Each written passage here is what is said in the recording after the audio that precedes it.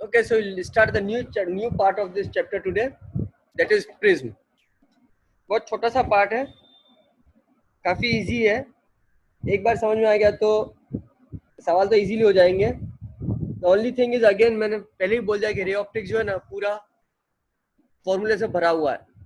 तो अगर तुम्हारे को फॉर्मूले याद रहेंगे तो तुम्हारे लिए सवाल सॉल्व करना इजी होगा. अदरवाइज तुम लोग प्रॉब्लम में रहोगे हमेशा. अदरवाइज ये बहुत इजी चैप्टर है. सो जिस प्रिज्म को हम स्टडी करते हैं वो ट्रायंगुलर प्रिज्म होता है. हम हमेशा आगे का फेस ट्रायंगल वाला फेस ही देखेंगे, बट अगर तुम लोग देखोगे तो 3D व्यू प्रिज्म का ऐसा होता है. एंड स्कूल में अगर तुम्हारे को प्रैक्टिकल लैब में ले जाते होंगे तो फिर प्रिज्म का एक्सपेरिमेंट तो करवाया जाता है स्कूल में. विदित करवाया था क्या स्कूल में प्रिज्म का प्रैक्टिकल? हाँ सर, करवाया हुआ है. तो ठीक है, फिर तो तुम्हारे को प्रिज्म का प्रैक्टिकल तो देखने को मिलेगा स्कूल में. Okay, so what is prism?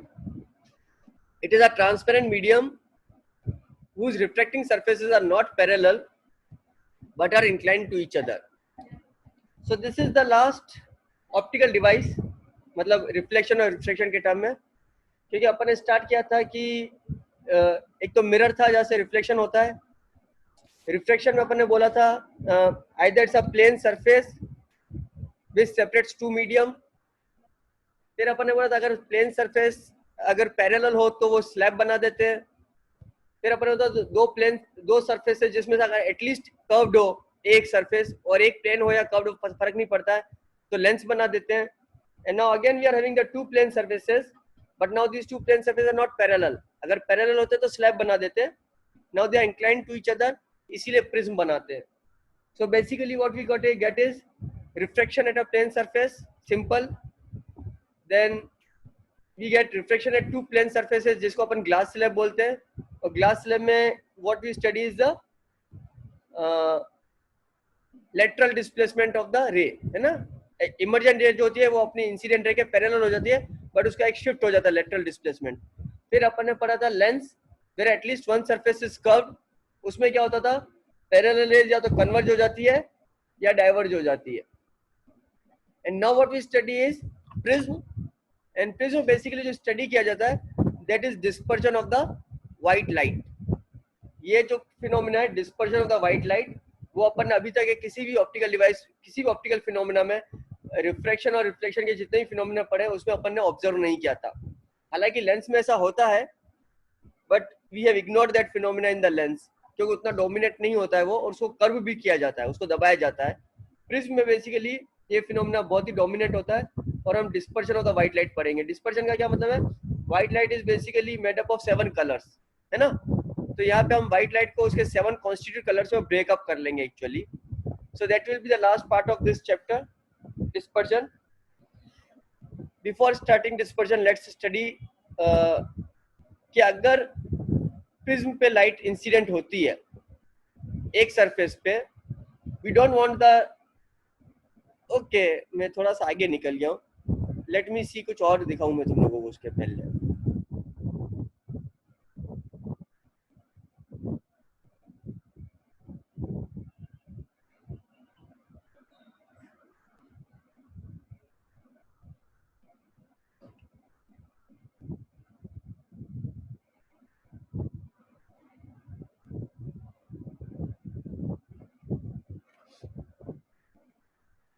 Okay, so this is basically a prism.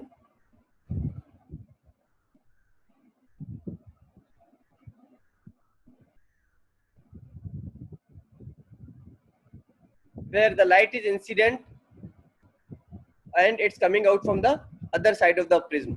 यहाँ पे मैंने व्हाइट लाइट यूज नहीं की है, रेड लाइट यूज की है, इसीलिए तुम्हारे को एक ही रे बार दिखेगी, बट बाद में हम इसका डिस्पर्शन फिनोमेना देखेंगे. सो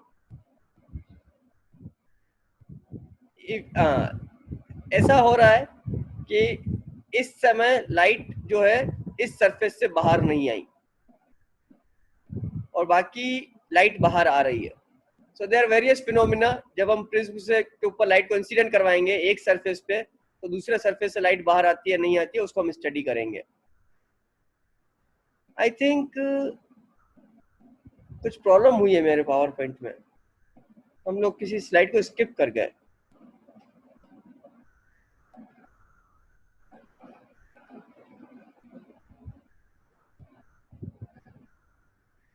ओके, ऐसा लगता है कि मेरे पीपीटी में से कोई एक स्लाइड जो है ना वो मिस हो रही है।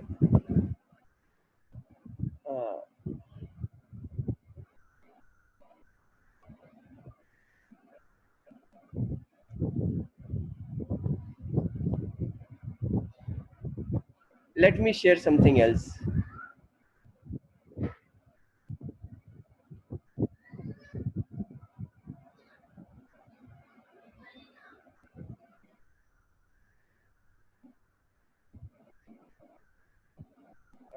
Terms related to prism is missing from my slide. I don't know PPT. I don't know how that happened.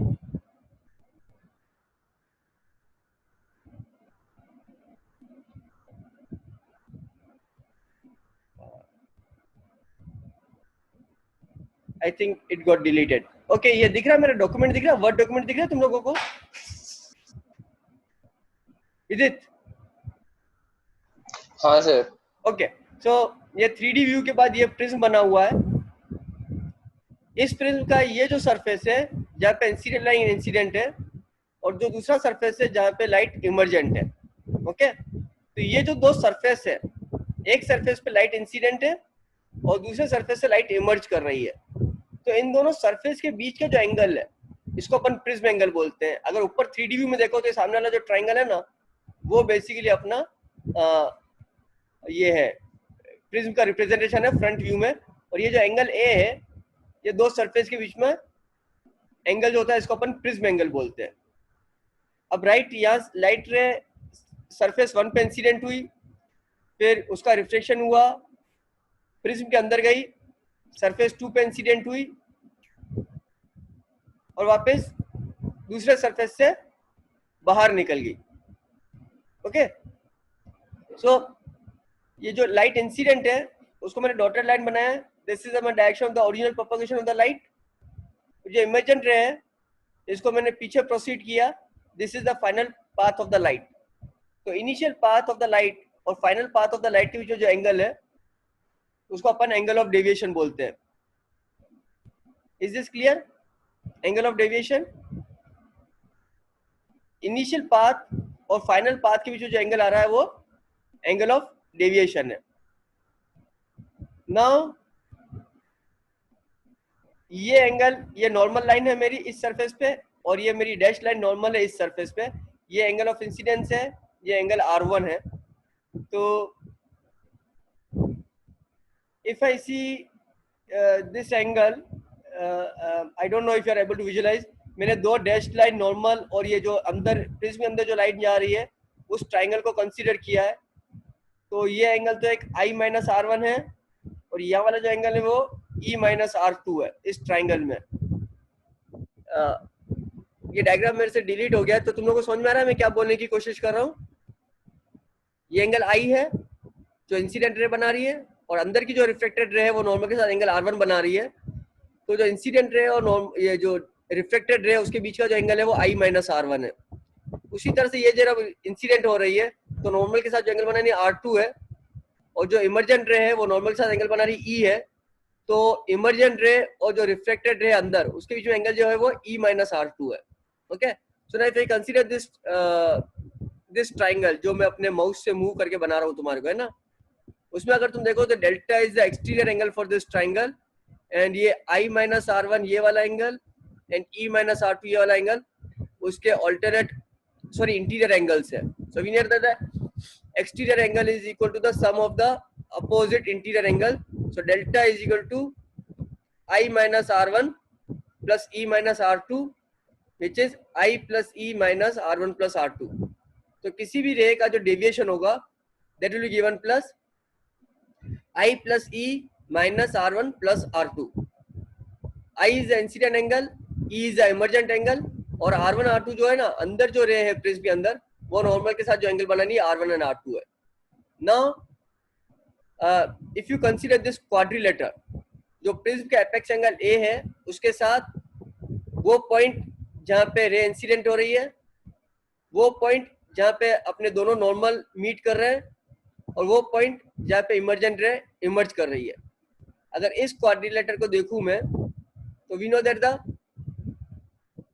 Some of the angles of the quadrilateral is 360 degree. इसमें क्या बोलते हैं, ये एंगल तो 90 डिग्री है नॉर्मल वाला और ये एंगल भी 90 डिग्री है, तो ये 180 डिग्री हो गया। इसका मतलब ये एंगल ए और ये सामने वाला जो एंगल है, इन दोनों का सम भी 180 डिग्री होना चाहिए, right. This angle plus this angle is 180 degree and this angle जो है, अगर इस ट्राइंगल को कंसीडर कर दे, then this angle is 180 minus r1 plus r2। Hiten, समझ में आ रहा है ज्योमेट्री जो पढ़ा रहा हूं मैं?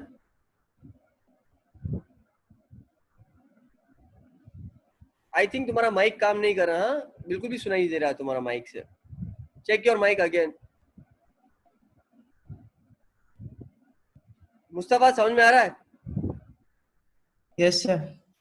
ये ज्योमेट्री समझ में आ रही है? क्योंकि अनकंफर्टेबल, क्योंकि मेरा वो पीपीटी का प्रेजेंटेशन का स्लाइड डिलीट हो गया है जहाँ पे मैंने पूरा समझाया था अच्छे से। So anyway, so what I get is, I get a relationship that r1 plus r2 is equal to angle A. Now this is very important relationship, you must remember this. हमारे पास तो जो रिलेशनशिप आया है इस triangle से, there is a very important relationship that r1 plus r2 is equal to angle A. Remember this relationship. ये हर prism में जब भी अपन आगे स्टडी करेंगे इस रिलेशनशिप को बार बार यूज करेंगे। r1 plus r2 is angle A, जो डेविएशन है delta is equal to I plus E minus A. ये दो रिजल्ट को हम लोग बार बार यूज करेंगे। Remember this two result, r1 plus r2 is a and the deviation is given as I plus e minus a. Is this clear? Is this clear to everyone?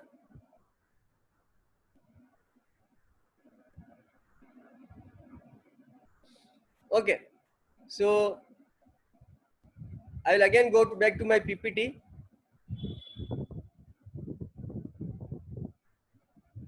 So when the ray is incident on the first surface, the ray has to emerge from the second surface. ऐसा जरूरी नहीं है। On the second surface, the ray is in the denser medium and it's emerging into air, which is a rarer medium, है ना? तो जब denser medium से rarer medium में ray जाती है, there is a chances that the ray doesn't refract into the second medium, and what happens is total internal reflection. What happens is total internal reflection. Kashish, can you tell me what is total internal reflection?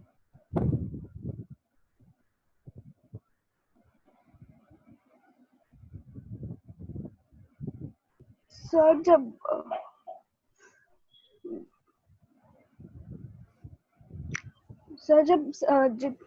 जो भी सारी raise होती है वो, hello, हाँ बोलो ना।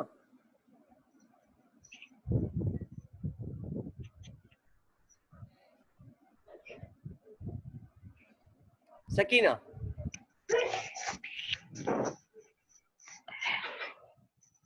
Sir ray of light जब 100% रिफ्लेक्ट हो जाती है from denser to rare medium, जब एंगल थीटा बड़ा हो एंगल से।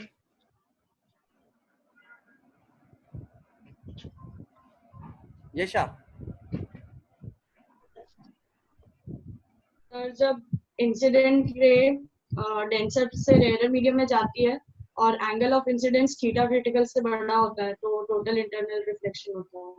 exactly, when the ray is moving from the denser medium to rarer medium, and if the angle of incidence is greater than the critical angle of incidence, theta critical, then total internal reflection happens.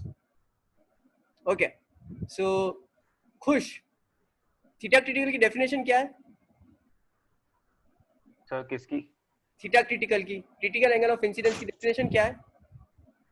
Sir ऐसा angle sir normally 90 degree होता है जब refraction नोमो takes place, reflection हो जाता है sir. नहीं तो उसका फॉर्मूला क्या है, मैथमेटिकल फॉर्मूला क्या है? सर वो तो याद नहीं है सर। मुस्तफा, देवांश अंग्रेजी मत ले, हमारे को दिख रहा है क्लास में बैठा है तू। मुस्तफा,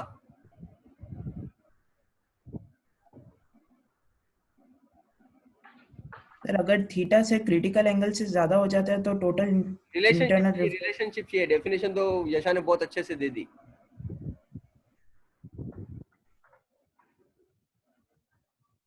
सर वो इनवर्स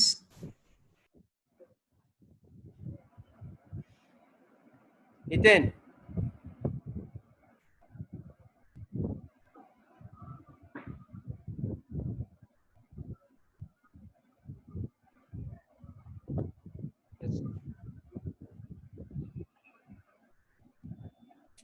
अरे यार, नैनश्री,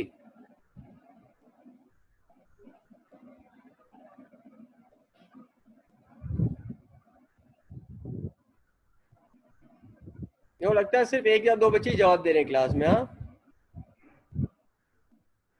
सर वो स्नेल्स लॉ से लेकर जुड़ा हुआ कुछ है वो तो जिससे ठीक हम प्रूव करते हैं। छूटा हुआ, लेकिन रिजल्ट याद होना चाहिए ना। Yasha, what is the result? Yes sir.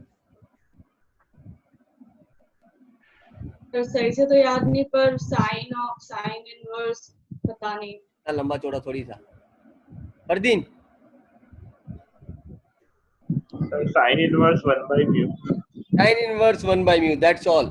अगर mu is the refractiveness of the denser medium और rarer medium को air ले लूं, अगर 1 कर लूं, then sin theta critical is 1 upon mu, that's all। और theta critical is sin inverse 1 by mu। So now I am talking about that the ray does not emerge from the second medium at all। We want that ray must not emerge from the second phase under any condition। मतलब second surface पे अपना angle of incidence कौन सा है? अगर तुम्हें figure थोड़ा सा याद हो तो the angle of incidence was R2। Okay, so we want that the ray does not emerge from the second phase under any condition। So what we can say is that जो R2 है it must be greater than theta critical। अगर second surface से रे emerge नहीं हो रही है तो सेकंड सरफेस पे जो एंगल ऑफ इमर्जेंस है वो क्या है? R2 है, और R2 की वैल्यू थीटा क्रिटिकल से ज्यादा होनी चाहिए। And if under all the conditions the रे does not emerge, it means देखो जैसे जैसे अपन I को वेरी करेंगे R1 वेरी होगा, और R1 वेरी होगा तो R2 वेरी होगा। अपने पास R1 और R2 में क्या रिलेशनशिप है? R1 plus R2 is equal to A। Okay, remember this relationship. अब अपन चाहते हैं कि किसी भी कंडीशन में रे दूसरे सरफेस से बाहर ना आए, यानी कि for all the values of R2, for all the values of R2 the ray must not emerge from the second surface. तो इसका मतलब है R2 की जो मिनिमम वैल्यू होगी, R2 की जो मिनिमम वैल्यू होगी वो भी क्रिटिकल एंगल से ज्यादा होनी चाहिए। What does that mean? That the minimum value of R2 is also greater than theta critical, that's all। Now I have the relationship R1 plus R2 is A। अगर मैं R1 की minimum value को ले लूंगा, R1 की minimum value को sorry R2 की minimum value को ले लूंगा तो R1 की वैल्यू क्या हो जाएगी? मैक्सिमम हो जाएगी। और R1 मैक्सिमम कब होगा?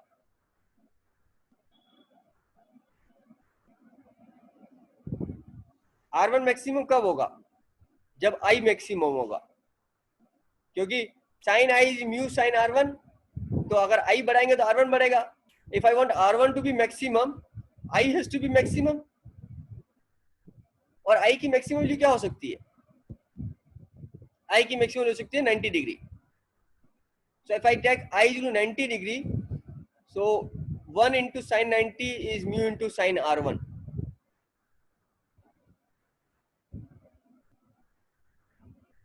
तो R1 की वैल्यू क्या आ गई, sine inverse 1 by mu is theta critical. Is this clear? मैंने क्या बोला, अगर मेरे को सेकंड सरफेस से रे इमर्ज नहीं करवानी है तो सेकंड सरफेस में जो एंगल ऑफ इंसिडेंस है R2 वो थीटा क्रिटिकल से ज्यादा होना चाहिए। सेकंड मैंने को बोला कि किसी भी हालत में सेकंड सरफेस से रे बाहर नहीं आनी चाहिए। इसका मतलब क्या हो गया, R2 जो एंगल है हर R2 की वैल्यू थीटा क्रिटिकल से ज्यादा होनी चाहिए। दैट मींस R2 की जो मिनिमम वैल्यू है वो भी थीटा क्रिटिकल से ज्यादा होनी चाहिए। ओके, R2 की मिनिमम वैल्यू आ गई। अब R1 प्लस R2 a, तो वो तो कांस्टेंट है, तो अगर R2 की वैल्यू मिनिमम हो गई तो R1 की वैल्यू क्या हो जाएगी, मैक्सिमम हो जाएगी। और R1 की वैल्यू मैक्सिमम कब होगी, जब I मैक्सिमम होगा। और I की मैक्सिमम वैल्यू क्या हो सकती है, 90 डिग्री। तो जब I को 90 डिग्री पुट किया तो R1 की वैल्यू क्या आ गई, साइन इनवर्स 1 बाय म्यू। और साइन इनवर्स 1 बाय म्यू तो इस सरफेस के लिए थीटा क्रिटिकल की डेफिनेशन है। दैट मींस अगर R2 की मिनिमम वैल्यू भी थीटा क्रिटिकल से ज्यादा है, इसका मतलब R1 की वैल्यू क्या होनी चाहिए, थीटा क्रिटिकल, जो R1 की मैक्सिमम वैल्यू है। So now from R1 plus R2 a we get R2 a minus R1, और R1 की वैल्यू क्या आ गई, for no emergence the angle of incidence must be greater than the critical angle, that is R2 must be greater than theta critical, right. R2 की हर value theta critical से ज्यादा होनी चाहिए, यानी कि a माइनस R1 हमेशा theta critical से ज्यादा होना चाहिए। a माइनस R1 की मिनिमम वैल्यू भी थीटा क्रिटिकल से ज्यादा होनी चाहिए। और a माइनस R1 की मिनिमम वैल्यू कब आएगी, जब R1 की मैक्सिमम वैल्यू होगी। a माइनस R1 मिनिमम कब होगा, जब R1 मैक्सिमम होगा। और पिछली साइड में मैंने बताया कि R1 की मिनिमम वैल्यू क्या है, theta critical. That means a minus theta critical is greater than theta critical, और a is greater than twice theta critical. Okay, what does this mean?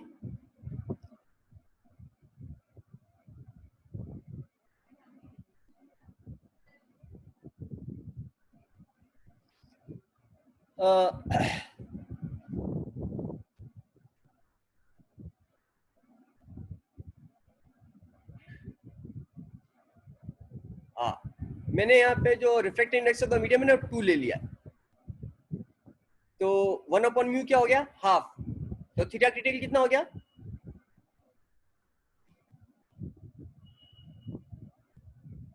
Devansh, theta critical कितना हो गया, 30 डिग्री ना। मैंने जो refractive index of the medium choose किया ना वो 2 चूज किया है, ताकि साइन थीटा क्रिटिकल हो गया, हाफ हो गया। अच्छा, ये प्रिज्म है, ये प्रिज्म तुम्हारे को कैसा दिख रहा है, इक्विलैटरल ट्रायंगल दिख रहा है ना। तो एंगल ए कितना है,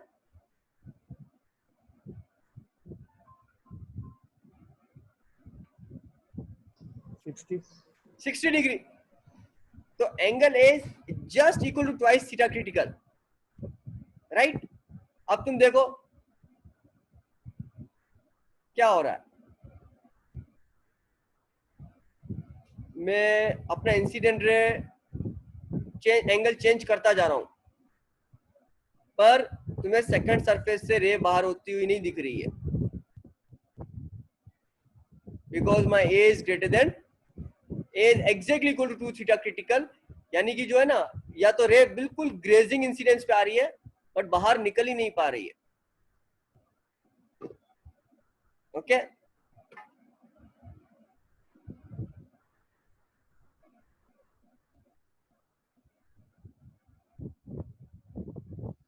जैसे मैंने म्यू को कम कर दिया,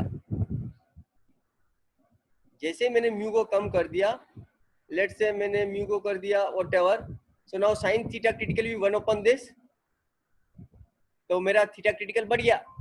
सो लेट्स से मेरे थीटा क्रिटिकल वैल्यू अगर 40 डिग्री हो गई है, तो मेरा a 60 डिग्री और twice of theta critical 80 degree हो गया।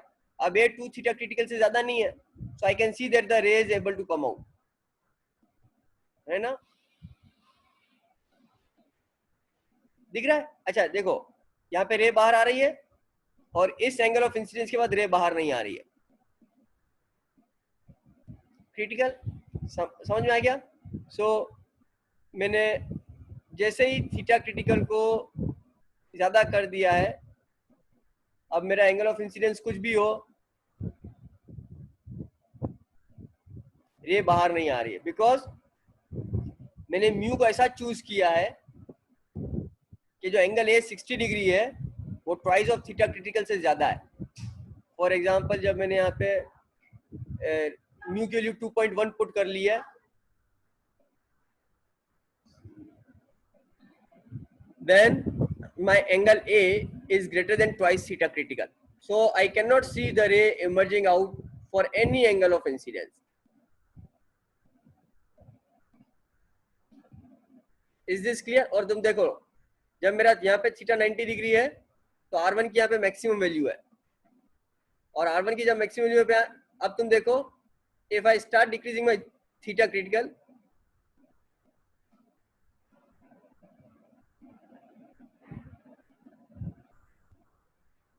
जो मेरा म्यू की वैल्यू 2 है, that is sine theta is equal to 1/2 30 degree.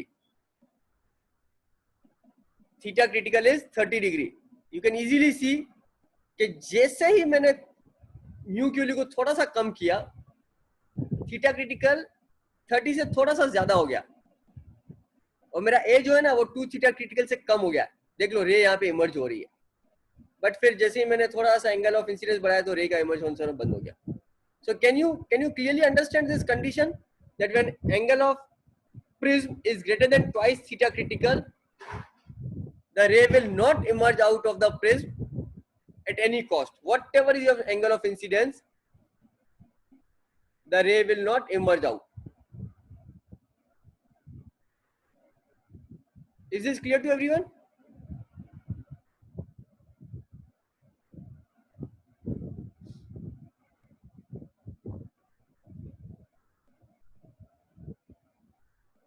Or another way of saying is that mu is greater than cosec a by 2. अगर तुम्हें mu और ए में रिलेशनशिप याद करना है ट्रिग्नोमेट्रिक फंक्शन में, तो I can say mu is greater then cosec a by 2, और you can say a is greater then twice theta critical. ये दोनों रिलेशनशिप तुम्हारे को याद होने चाहिए फॉर नो इमर्जेंस. तो इससे अपन डिफाइन करेंगे critical angle of the prism. Critical angle of the prism as the angle of the prism above which incident ray on first surface will not emerge out from the second surface for all possible values of angle of incidence. अगर अपना prism का angle A जो है वो critical angle of prism है या उससे ज्यादा है, तो इसका मतलब है फर्स्ट सरफेस पे किसी भी एंगल पे रे इंसिडेंट हो जाए, वो सेकंड सरफेस से किसी भी कंडीशन पे बाहर नहीं आएगी. तो इसकी एक दूसरी कंडीशन हो गई, condition of always emergence.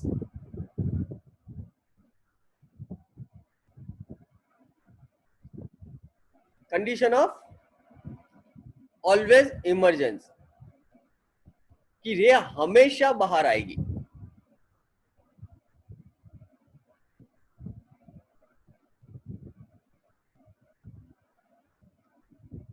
रे हमेशा बाहर आएगी for whatever is the angle of incidence, ray will always come out.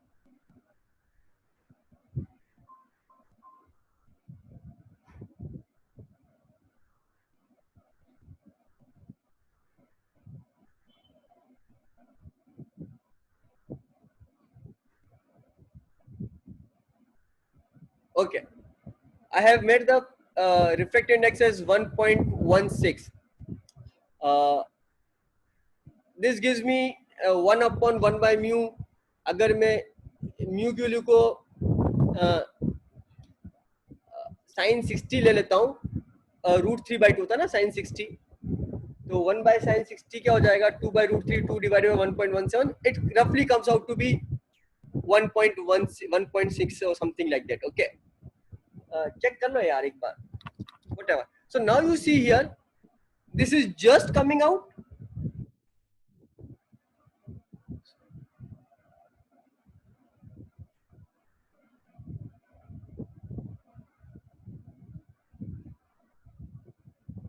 For all the angle of incidence, the ray will always come out. और मैं इससे और थोड़ा सा कम कर दूंगा तो फिर तो बहुत क्लियरली तुम्हारे को दिखेगा कि रे बाहर आ रही है. ओके, फिर तो अब तो क्या बोलते हो, ग्रेजिंग इमरजेंसी भी ज्यादा हो गया. तो पहली कंडीशन क्या थी मेरी? पहली कंडीशन यहाँ पे लाई कर रही थी, ये वाली. for all the angle of incidence the ray is not emerging out. कोई भी angle of incidence हो, the ray will never emerge out. This is known as condition for the no emergence. और अभी मैंने जो बनाया है that is for all the angle of incidence the ray will always emerge out.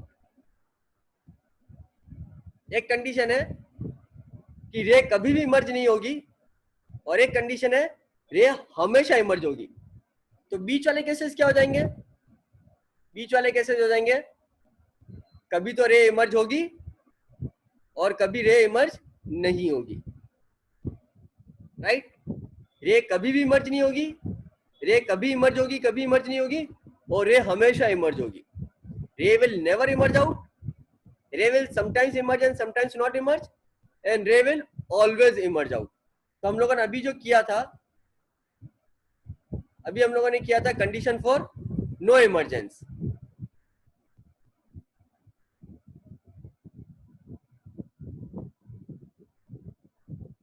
And now if we say condition for of always emergence, then the condition for always emergence is A is less than theta critical.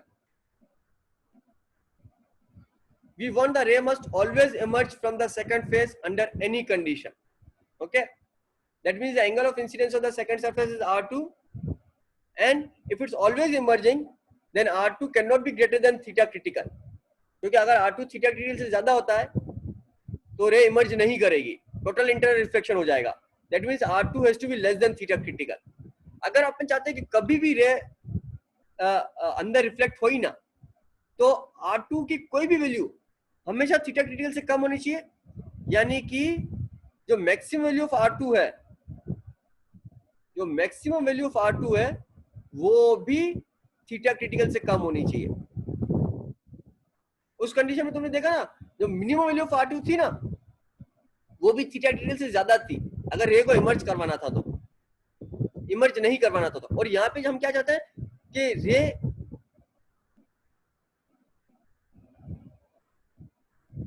The maximum value of R2 must B less than theta critical. ये always emergence है. सो ये emerges है, must emerge out है. ये the ray must emerge out, does not नहीं है, the ray must emerge out. So R1 plus R2 is A, R2 is maximum, then R1 is minimum. R1 minimum कब होगा? जब I minimum होगा. और I की मिनिमम वैल्यू क्या होती है? 0. अगर I की वैल्यू 0 है तो R1 भी 0 है. R1 plus R2 is equal to A. अगर R1 0 है तो R2 की वैल्यू क्या हो गई? A हो गई. So we get R2 is equal to A, R1 is equal to 0.